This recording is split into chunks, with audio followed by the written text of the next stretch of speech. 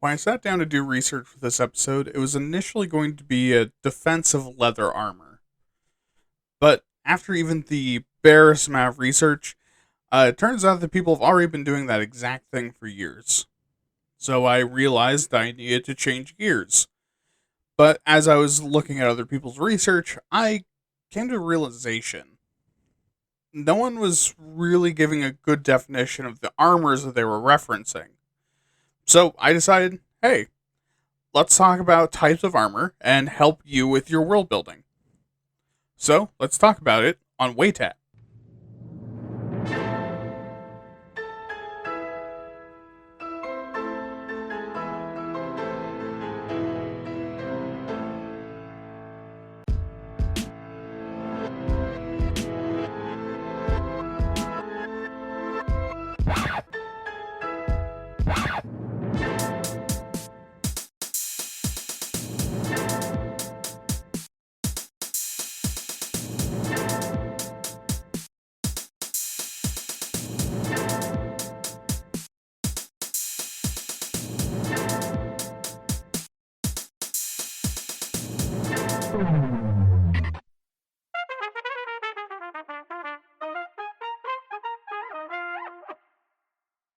Hello, everyone, and welcome to another episode of Waytat. I am your host, William, and I will be your guide today as we talk far too deeply about armor and how it's handled in fictional settings.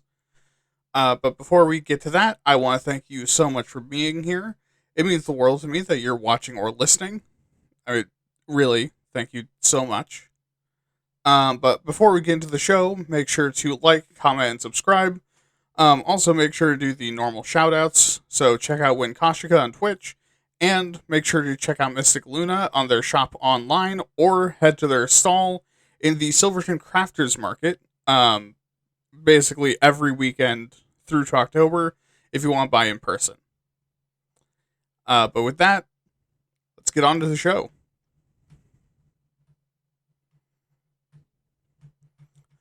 So, as always, before we get into the topic, we're going to set up the parameters.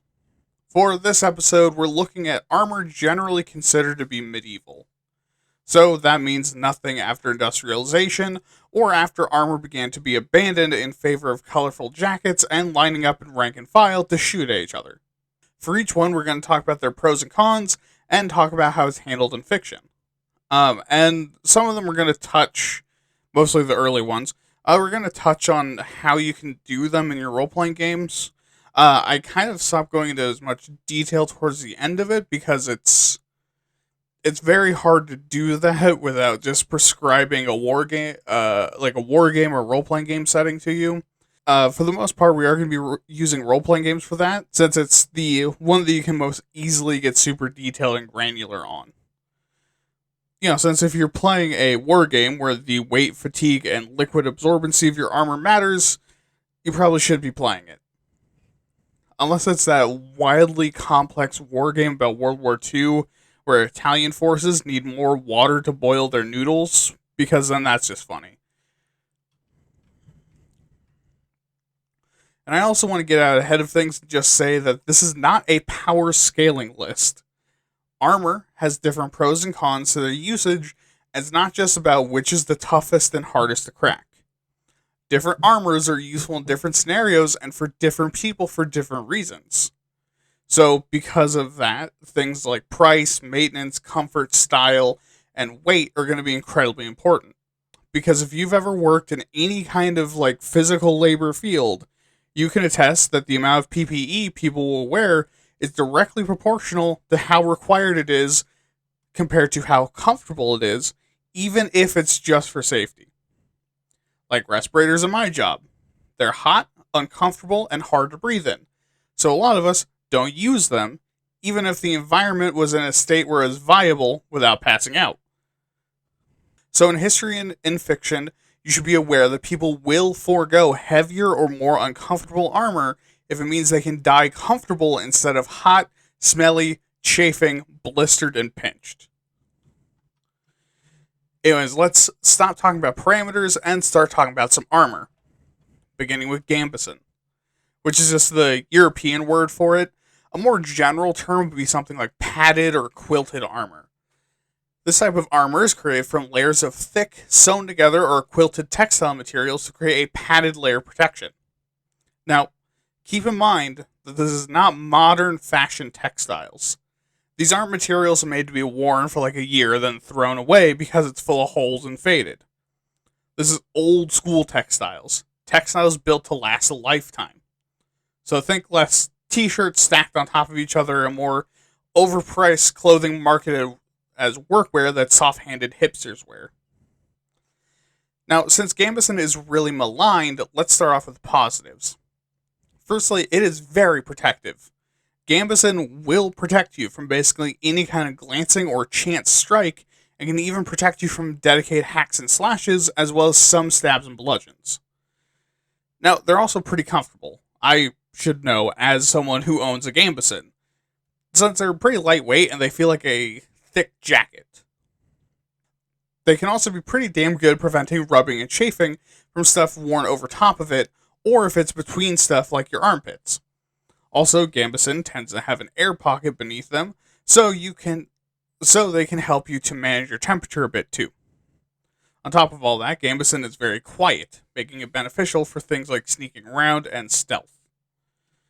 Gambeson is also incredibly affordable, especially compared to other kinds of armor, and is very versatile, since it's a great backing for essentially all other armors and can be worn pretty easily under most armor.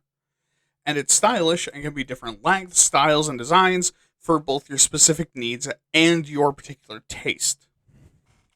Which might sound insignificant, but remember, you need to break the Western late stage capitalist mindset that you're not allowed to have things that make you happy without a practical purpose, because humans have always been emotional creatures that want to have nice things because it gives you the happy brain chemicals, and feeling guilty about wanting to have something nice is as stupid as feeling guilty about being thirsty.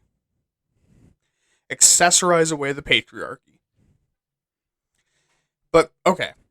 Gambeson sounds busted as hell. Why isn't everyone wearing this? Well, and technically everyone is, because most armors assume you're wearing this behind it, but I'm going to choose to interpret that charitably. See, sure, padded armor is good, but there's a major problem with the protectiveness. Heavy melee weapons, high draw ranged weapons, or gunpowder, and fully dedicated blows will tear through Gambeson like a scalper tearing through a Pokemon release event.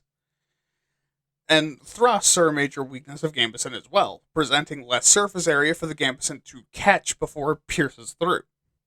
Now, Gambeson, being fabric, can also be caught on fire and can hold a flame.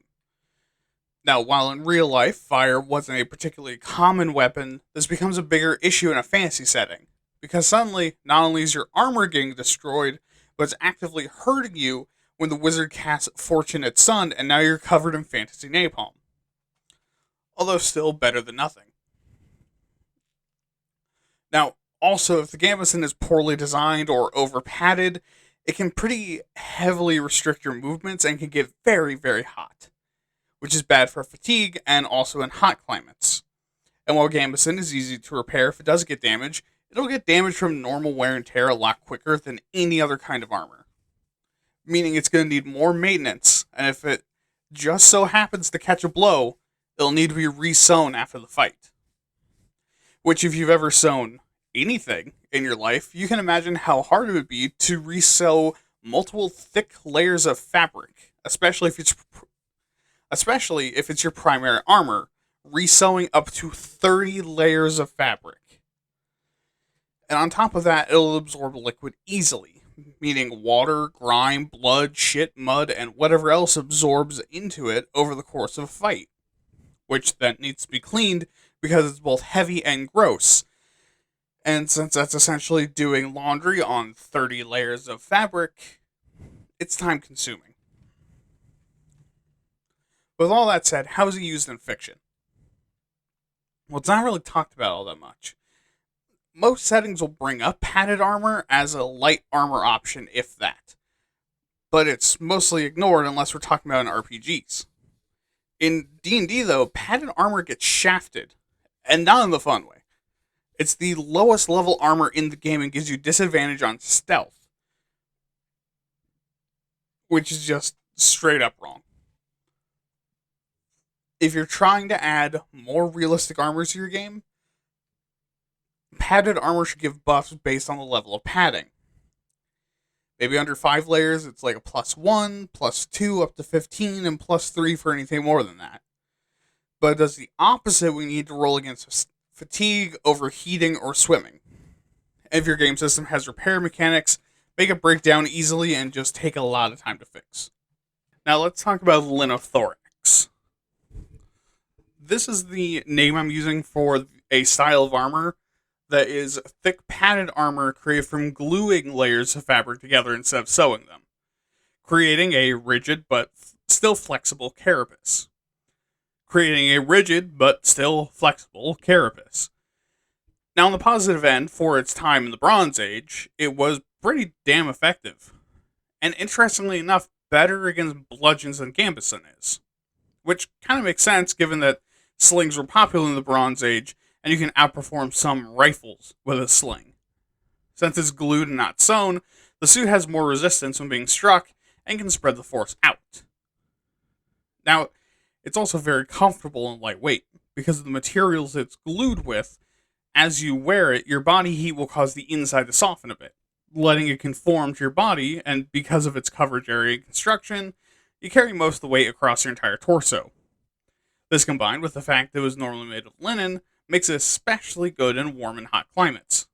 It's also very affordable and easy to access, since you can recycle old armor and clothing into your linothorax, and flax, the plant you turn into linen, is easily cultivated in the places where linothorax was used, and you didn't need highly advanced skills or tools to make a suit of armor. Which, hey, all sounds pretty good. But if you'll notice, there's quite a bit of specificity in the pros.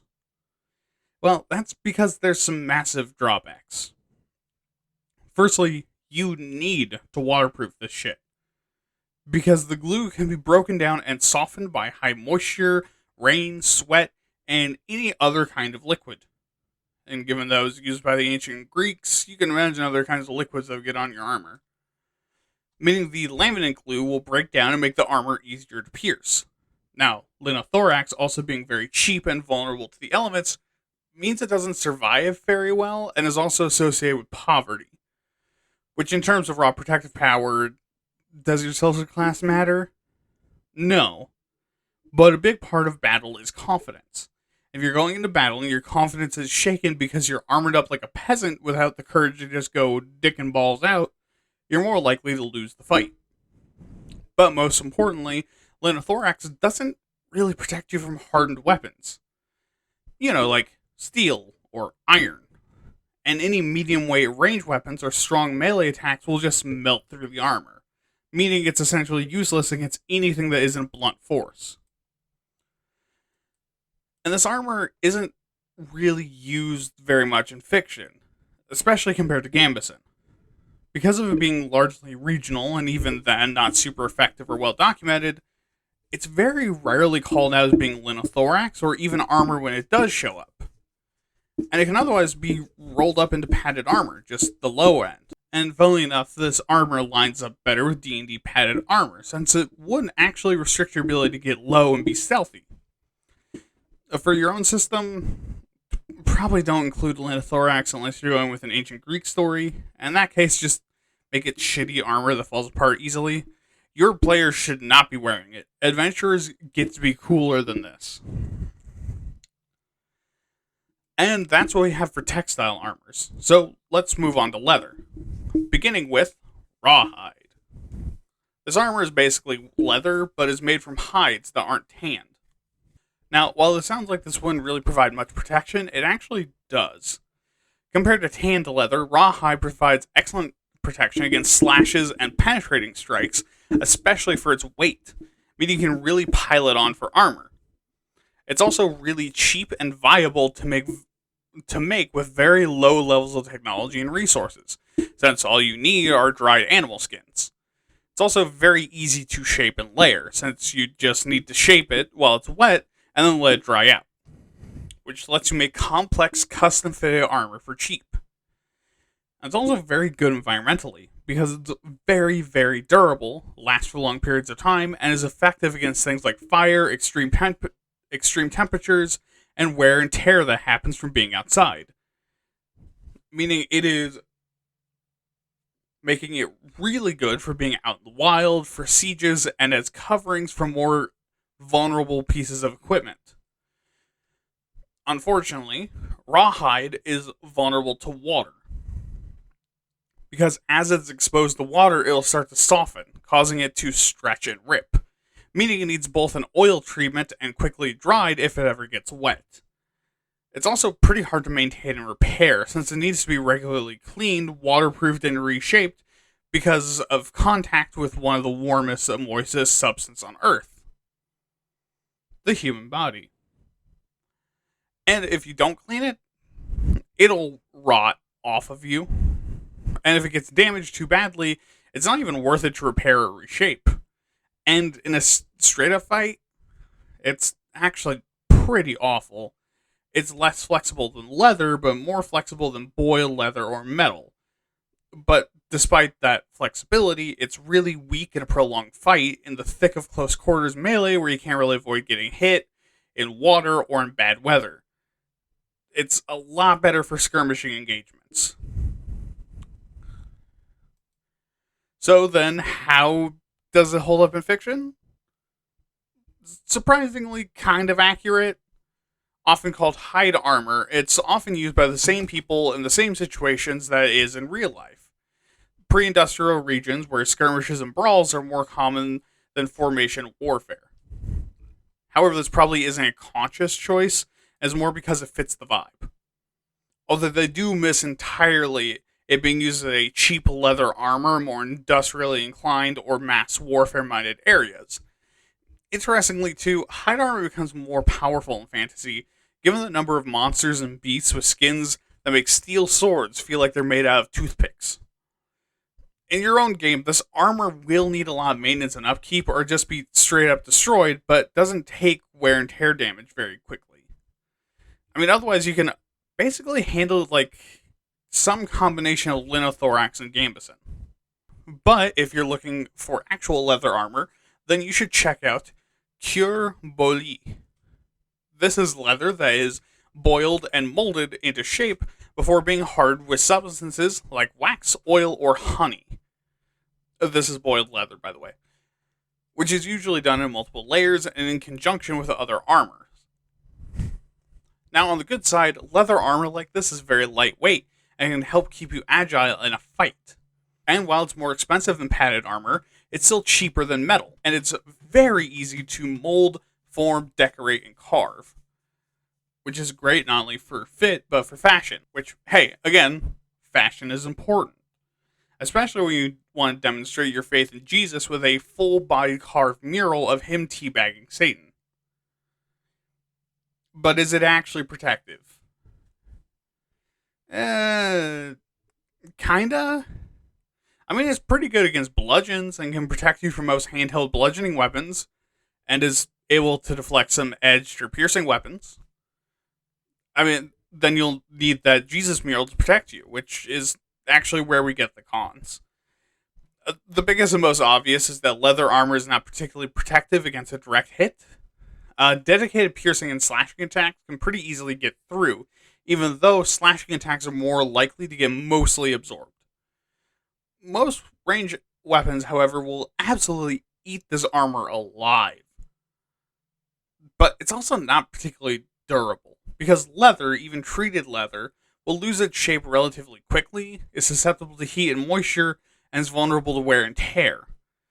This is because leather has some of the same fragility and vulnerability to stress that clothing has, but is rigid like armor, meaning it's shifting around a lot less and having to just take the brunt of the stress damage over and over again.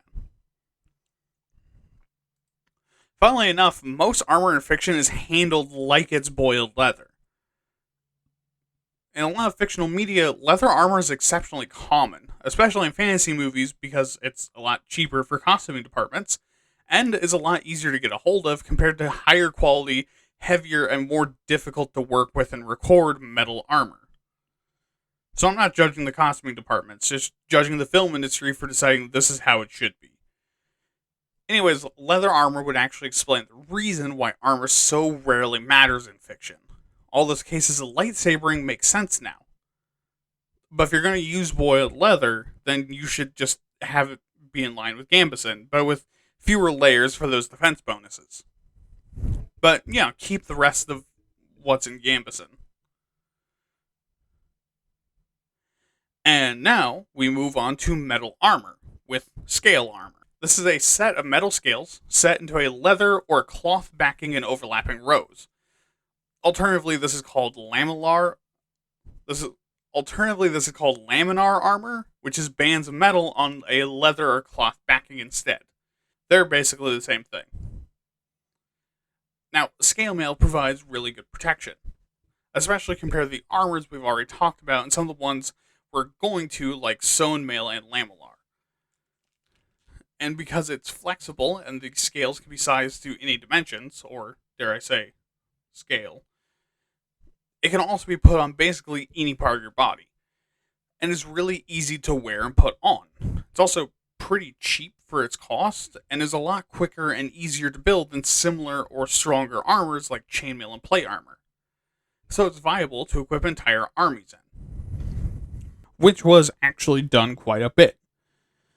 And for its weight class, it also gives pretty good mobility. And best of all, because it's a bunch of individual scales, you can pretty easily replace them. Replace the strings and straps and maintain it without much effort. Again, compared to other armors. So again, really good armor for an entire army. And since you should be used to it by now, what am I setting you up for? Right, exactly. For the crushing feeling of being told you're wrong. See, because scale armor is, sure, very strong and tough, it's only as tough as what it's mounted on. Because sure, a scale might survive, but if the backing rips, that scale is still off your body. Where it's not being very helpful while you're getting gored with a pickaxe the long way around.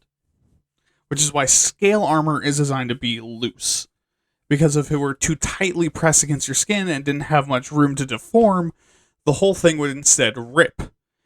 And if something can pierce through or between the scales, then you're pretty much fucked. And getting between the scales isn't actually as rare as you'd think. Remember that when something gets hit really hard, it doesn't generally just sit in place. It tends to move. And if it doesn't, then the thing that's doing the hitting tends to. That's what we call a glance or a ricochet in the business of shooting people with an arrow. So a lucky arrow can get under a scale because it ricochets past one. Scale armor is also really bulky, usually shiny, and very loud. Which means that for one, transporting it without wearing it becomes an issue of space. But also secondarily, it's not really versatile in the field of battle and can only really be used effectively in a straight up melee, since it's clanking and clattering around, also being kind of swishy and loose means it's not great for tight spaces or stealth. And the bulk means in rough terrain and skirmishes, it can also slow you down a lot.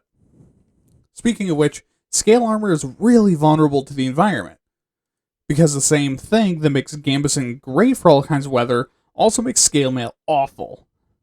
Because it can retain air and moisture between the scales, which can get very uncomfortable and make it hard to warm up or cool down while wearing it. But it also means that if it gets wet, you need to make sure to get under all the scales to get the water out, or hang it in a way to let the moisture out. Scale mail is also pretty expensive for good quality parts, because without pre-modern methods of methodically measuring the exact carbon and iron content of every piece of steel manufactured, and manufacturing as more of a science than an art, each scale has slightly different strength. Which, sure, doesn't sound like a big deal, until you realize that you don't know which will bend or shatter on contact and which won't, and someone's swinging an axe into your chest.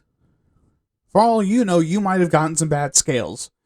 Which, all of that in combination means while scale armor is very effective and great for battle, it wasn't the most popular. Especially for outfitting an entire army.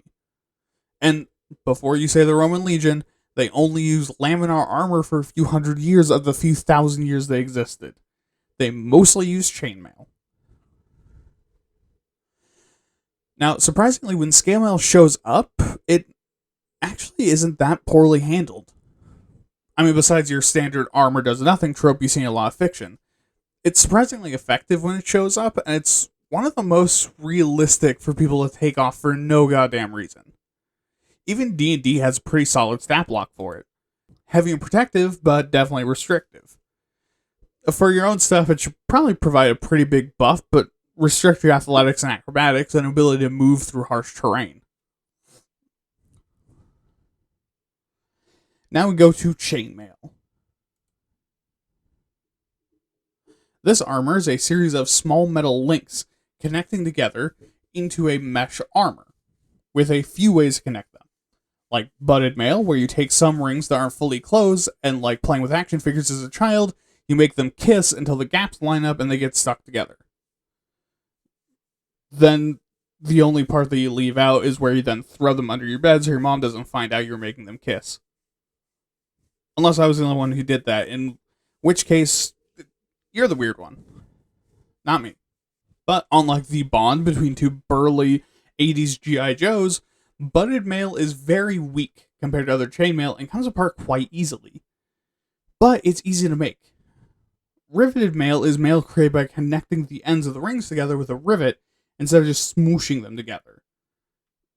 And if I had to make a full hauberk of that, I think I'd walk into a bonfire. But then there's wedge riveting, the strongest by far, and is the same as riveted, but uses a wedge-shaped rivet, so it's harder for the rivet to loosen and reinforces the bond across the entire ring. Now, the benefit of chainmail is how massively protective it is, especially against cutting attacks, and while vulnerable to narrow weapons that can slip through the rings, broader tips can't get through. Which, if you've seen videos of putting chainmail on a log and chopping through it, that's entirely unrealistic. Chainmail is way stronger than that. That's probably butted mail, for starters, on a solid surface with no give. When you're actually wearing chainmail, it operates a lot better than that. But anyways, it's also extremely flexible armor and has great ventilation and weight for its armor class. It's also cheaper and easier to repair than armors of similar protectiveness like plate armor, which has made it a favorite for militaries for millennia. However, on the bad side, if you have no backing underneath the armor, chainmail can't really distribute the blunt force of an attack very well, meaning any hit with enough oomph can still hurt, break bones, or even kill you. Added on to that, even if the weapon has a broad tip, some amount will still slip past the chains, meaning if you're not wearing a backing, someone stabbing you with a broadsword is still going to hurt and might get infected or clip something important. Speaking of which, if you decide to wear it without backing, you won't make it to the battle, because that son of a bitch will pinch, chafe, pull, and cut basically every inch of exposed skin it touches. Chainmail isn't free from gaps, and part of the strength is that the chains can slide together. But it also means if you have hair or skin in between those rings, it'll hurt real bad. So backing is required. Chainmail is still also incredibly heavy and requires a diligent and regular maintenance to not rust and to check for damaged links to be replaced, since if one of the links start to give, it increases the odds that the next ones break. And while still cheaper than other armors of its class, it's still not cheap and not exceptionally viable to mass produce, since it's so work materials intensive. While it won't take years to manufacture, it still takes skilled laborers hundreds or sometimes thousands of hours to make. And in fiction, chainmail is treated extremely poorly. Because for some fucking reason, about half the time you see fictional characters wearing it without backing. Sir, are you fucking stupid? Sometimes they'll even try and they'll be wearing an obvious t-shirt, and I'm almost more insulted by that. How dare you be lazy and then try to trick me into buying your bullshit? Only I'm allowed to do that. And just to add insult to injury, chainmail is usually portrayed as just crumpling under a thrusting attack or bludgeons, but just being entirely immune to slashes. But as I've said, that's not true. Thrusting weapons can still be stopped if the blade isn't very narrow, but you need to wear backing to protect you from all attacks because tiny metal rings aren't thick enough to absorb that impact. Which again makes it fucking stupid that people are just shown wearing chainmail hoods on bare ass heads. Like, if you like your hair pulled, I get it, but holy shit, the battle place is not a place for your kink. When in a role playing game, I mean, honestly, chainmail should just be like middle of the road metal armor, being very protective but needing support. But if it breaks, it'll be a pain in the fucking ass and give you pain damage if it's worn with that backing. Which leads us to plate mail. I mean, as far as stuff that's left to cover on the list. Not in terms of kink. Okay. So, plate armor is a form of armor made from interlocking plates and sections of metal. Plate mail can often be mixed and matched, but we're going to be talking about full plate, which is full coverage metal plates across your whole body. Now, obviously, this is the best full body protection you can possibly ask for.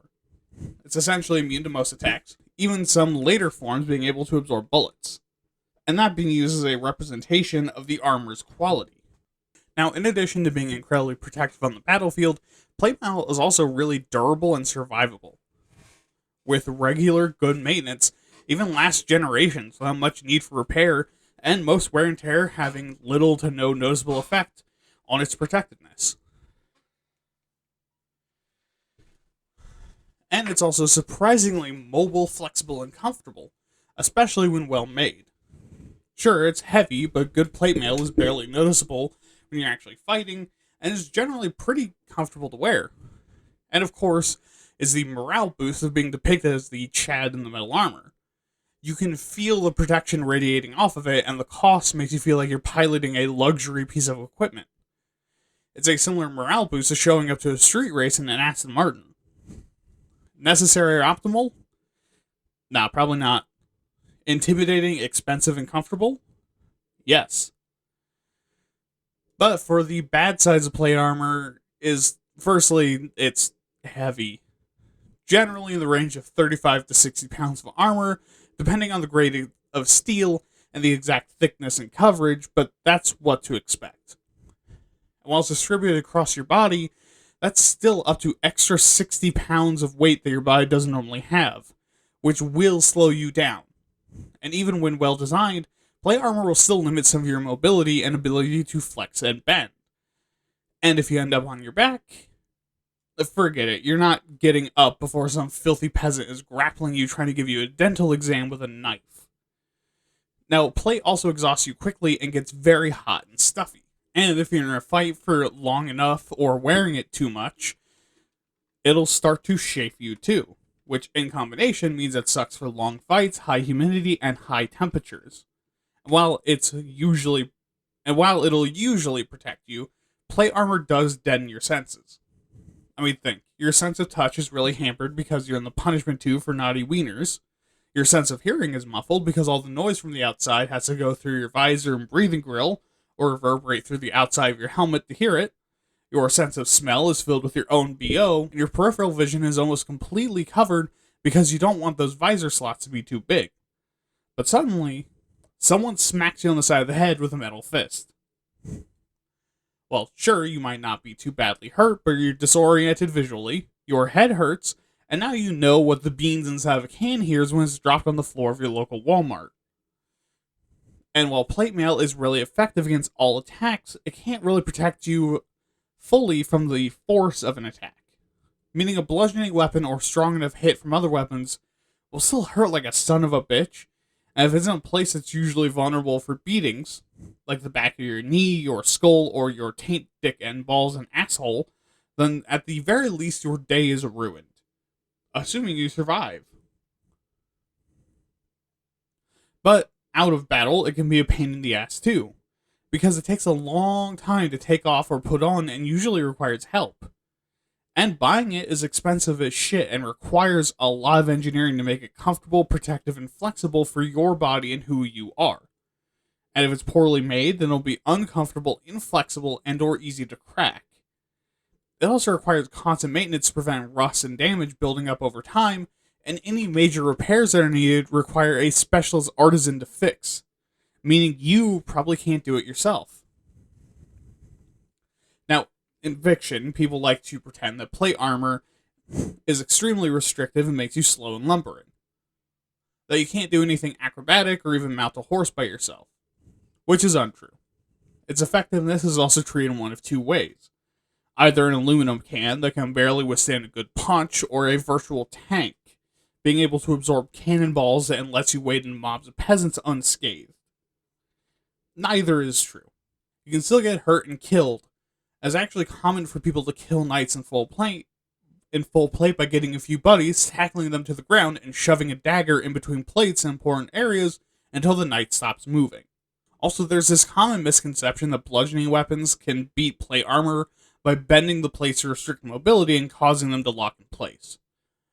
But look, if the attack is strong enough to bend the plates around, then it'll probably just break the bone beneath and might just straight up kill you. So, in your own systems, this should have the highest possible buffs and cost, but also be a son of a bitch in the comfort department.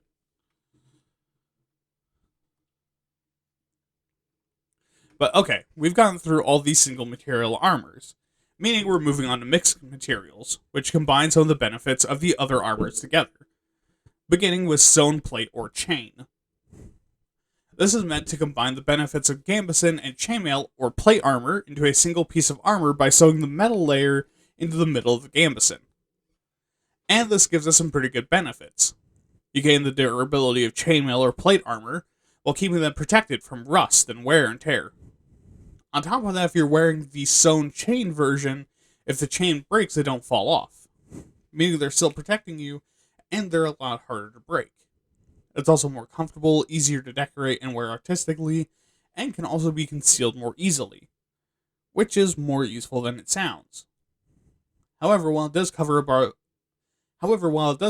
of the bad parts and improve both armors, there are some new disadvantages. The metal rubbing up against the cloth is going to wear it through a lot faster, and it becomes harder to do proper maintenance on the metal parts of the armor, and water is now a serious issue beyond comfort because you have to dry all the way through before the metal starts to rust, especially if it's sweat. And also doubles up the overheating of both armors and adds the weight of them together, which is more inefficient and inconvenient than equally protective armors. Although if you only armor specific parts, they'd massively reduce the weight. And yeah, this one's pretty heavily overused in fiction. Look, it existed in real life, but much like you probably should realize from hearing it, a lot of people back in the day realized how much of a pain in the ass it is to clean and maintain compared to just wearing chainmail. Of course, it did see a good amount of use, but it wasn't like how we see in fiction as a bulletproof vest. It's more used for armor that less requires stealth and has more style in protecting the chainmail. Related to this armor in a way is brigadine, which is a specific thing, but for the purposes of this episode is any kind of vest, jacket, or armor segment where the metal plates are riveted to leather or cloth, or both. And in the late Middle Ages, this was a very popular type of armor, which we'll see why. Firstly, it's exceptionally protective. The gambeson or boiled leather protect you from smashing and slashing, while the plates protect you from polearms and stabbings.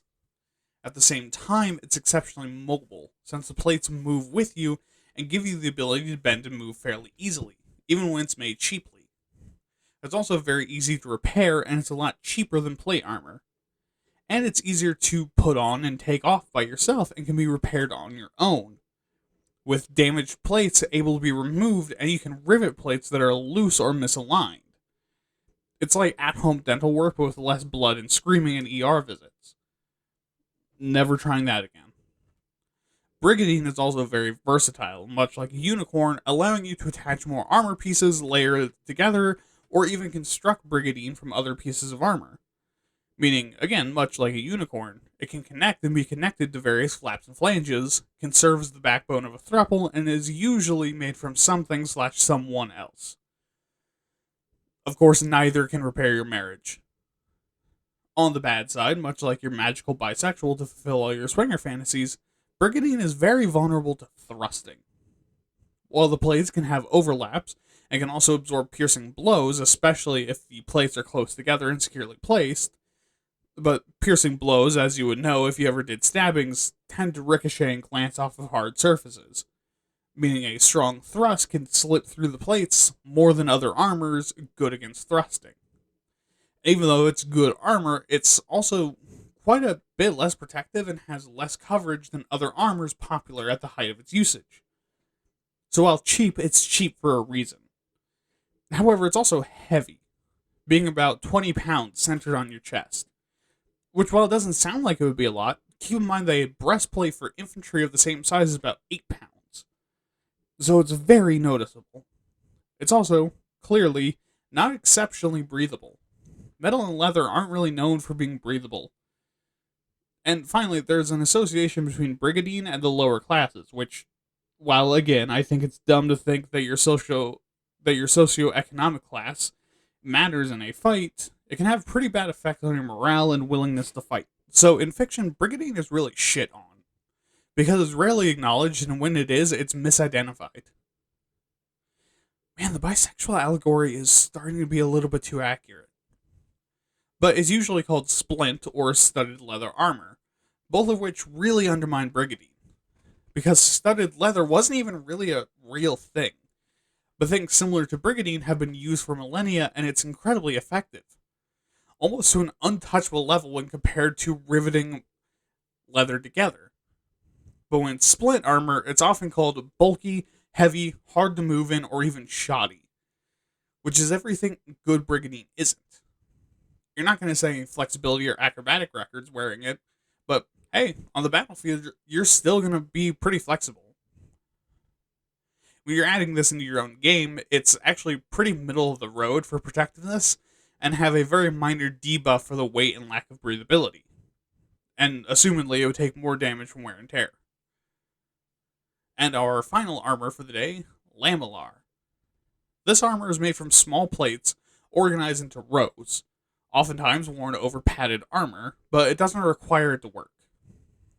And this armor can be made of just about any material, from metal to leather to bone to wood. Also rolled into this would be the samurai armor, Yoroi, Yoroi, Yoroi, Yoroi, which is kind of a mix between lamellar and plate armor. Anyways, this armor offers really great protection, especially against piercing and slashing attacks, and due to the armor being tightly packed plates with heavy overlap, each piece supports the other, meaning that even weaker materials can withstand pretty heavy blows. The armor is also very modular, with each piece and scale able to be replaced as needed or as you can afford it for pretty cheap, meaning your armor can continually improve over time, even if you initially use the leather and wood. You can also repair it super easily, just remove the scale in question, push the rest down the line, and add a new scale. Also, given its weight and protectiveness, lamellar is relatively flexible. However, on the downside, basically no matter what you make it out of, it's going to be incredibly heavy as a full suit. It doesn't really give you much protection from bludgeons, especially because if the plates aren't made of metal, they're small enough to be cracked, smashed, or vaporized, and the metal plates can either reverberate the force through or bend. And also the lacing of the armor, if it's not particularly strong, can snap. And even if it is strong, it's pretty vulnerable to wear and tear and can be cut or torn in a fight, causing the armor to become compromised. You'd also have very limited range of motion given the class of the armor, meaning it's not very helpful in a fight once the formation starts to collapse. It also takes a lot of time to make. Mine, not as much as plate armor but for what you're getting, it's very time consuming and is hard work. In fiction, lamellar appears a lot, but in the same way that British accents do. Are they necessary for this character in medieval France? No, but it sounds cool. In much the same way, when it's used in fiction, most writers use it without really understanding why it was used in the first place. Usually, since lamellar was more popular in Eastern Europe and Asia, it's just assigned to vaguely Eastern groups. But this fails to take into account why lamellar is picked over something like plate armor. And it really comes down to engineering time, comfort, and a smaller focus on shock cavalry, which means it's a good option when you need a lot of infantry armor and don't have the time to invest in plate armor that's more comfortable than it. So for your game, make it similar to plate, just slightly more vulnerable to harm and more comfortable. And with that, we finished our list of armors. Now, hopefully I managed to teach you a little bit about armor types for fantasy stories and role-playing needs.